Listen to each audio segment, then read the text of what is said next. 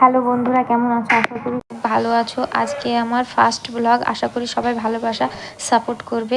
আজকে আমার মুডটা অফ ছিল, তাই বর বললো চলো ঘুরে আসি।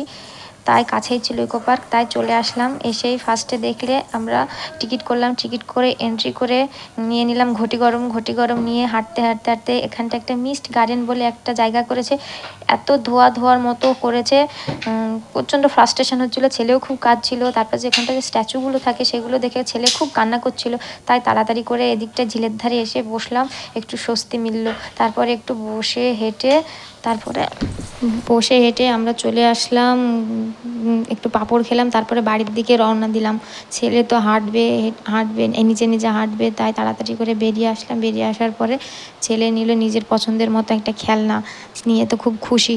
তারপর আমরা খেয়ে নিলাম ফালুদা খাওয়ার পরে চলে আসলাম বাড়ি। এখানটায় আমার ব্লগ শেষ হচ্ছে। সবাই ভালো থাকো, সুস্থ থাকো, এভাবে সাপোর্ট করো। টাটা।